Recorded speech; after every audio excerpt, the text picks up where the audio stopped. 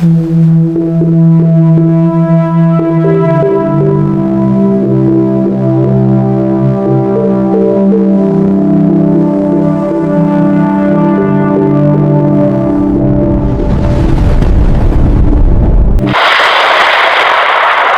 na ating update sa magiging tayo ng panahon sa susunod na 24 oras.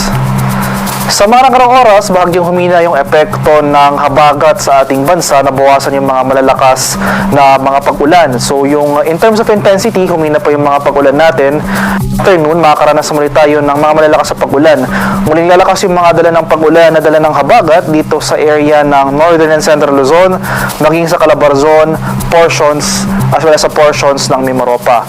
So patuloy po tayo mag-monitor ng mga possible heavy rainfall warning issuances sa ating mga lokalidad sa mga susunod na araw. Pero nonetheless, generally fair weather ang mararanasan sa malaking bahagi ng ating bansa ngayong araw dahil mahina ngayong habagat. May mga kalat-kalat lamang tayong pag-ulan sa area ng Ilocos Region, portions ng Central Luzon, portions ng Cordillera, at generally fair weather for the rest of Luzon, buong Visayas at buong Mindanao na may chance ng isolated rain showers or localized thunderstorms. At within the vicinity ng ating Philippine Area of Responsibility sa ating monitoring domain, may dalawa tayong sama ng panahon na minomonitor.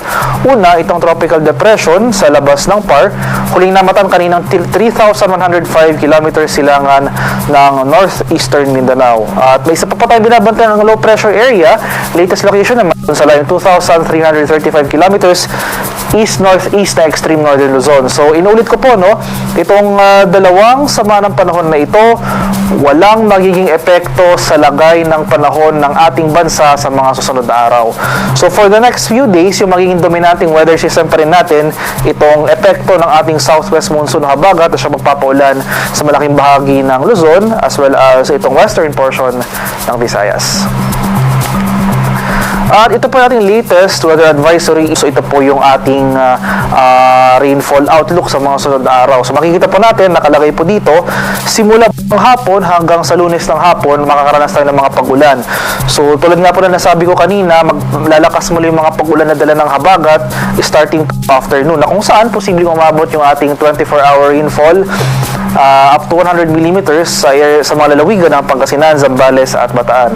Asahan natin na patuloy ang paglakas ng habagat na kung saan by Monday afternoon to Tuesday afternoon, mas rarami pa yung mga area sa saklaw or makakaranas ng mga malalakas sa pag-ulan na dala ng habagat. Posibleng umabot up to 100 mm sa mga pag-ulan sa mga lalawigan ng Ilocos Sur, La Union, Benguet, Pangasinan, Zambales, Bataan, Cavite, Batangas at Occidental Mindoro.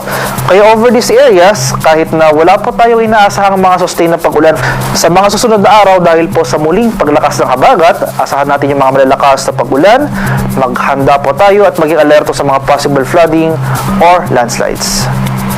So para sa magiging lagay ng panahon dito sa Luzon, so generally western section ng Luzon, so Ilocos Region, Cordillera, portions ng Central Luzon, maging dito sa Metro Manila, Cavite, Batangas, Occidental Mindoro, ay makakaranas tayo ng maulap na kalangitan na may mga kalat-kalat na pag-ulan at thunderstorms. Samantala sa nalalabing bahagi ng Luzon, particular na sa Central and Eastern provinces ng Luzon, generally fair weather ang ating inaasahan, bahagyang maulap hanggang sa maulap na papagurin. Sasamahan lamang yan ng mga isolated rain showers or localized thunderstorms. Sa area ng Palawan, Visayas at Mindanao, wala rin tayong inaasahang mga sustain na pag-ulan. Generally fair weather, posible pa rin yung mainit at malinsangang panahon, umaga hanggang sa tanghali, as early as hapon hanggang sa gabi, posible tayong makaranas ng mga biglaan at panandaliang pag-ulan na dulot ng localized thunderstorms. Sa kalagayan nating karagatan sa kasalukuyan, walang nakataas na gale warning pero iba yung pag-iingat pa rin sa ating mga kababayan na maglalayag sa northern and western seaboards ng Luzon dahil posible pa rin dyan itong katamtaman hanggang sa maalong karagatan. At para naman sa ating weather outlook sa mga susunod na araw, so simula Lunes hanggang sa Miyerkules, mapapansin pa natin, most of Luzon makakaranas muli ng maulap na kalangitan at mga malalakas at posibleng tuloy-tuloy na pag-ulan, especially dito sa area ng Northern Luzon, sa syudad ng Baguio City. So for today, no, afternoon, magsisimula yung mga malalakas sa pag-ulan na dala ng habagat at posibleng magtagal yung mga pag-ulan na ito, particularly over Luzon hanggang sa araw ng Miyerkules. Kaya maghanda po tayo at maging alerto sa mga banta ng pagguho ng lupa, lalong-lalo na sa mga lugulaying at mga susceptible areas. Sa area naman ng Visayas, so mapapansin po natin itong Western Visayas area, simula sa araw ng Lunes makakaranas tayo ng mga cloudiness at mga scattered thunderstorms. So dala po yun ng habagat na posibleng magpatuloy hanggang sa araw ng Miyerkules. Pero itong Central and Eastern Visayas, sa mga araw na ito, Monday to Wednesday, wala naman tayo inaasahang mga sustained na pagulan. Kung may mga pagulan man tayo mararanasan, ito yung dulot lamang ng tinatawag po natin localized thunderstorms. Sa area naman ng Mindanao, simula sa araw ng Lunes hanggang sa Miyerkules, generally fair weather pa rin ang ating inaasahan. Wala tayong inaasahang direct effect ng southwest monsoon o yung habagat over these cities. So generally fair weather, mainit at malinsang ang panahon, mataas pa rin yung maximum temperature sa ating posibleng maranasan. At pagsapit ng hapon hanggang sa gabi, nandiyan yung mga pag-ulan na dala ng localized thunderstorms.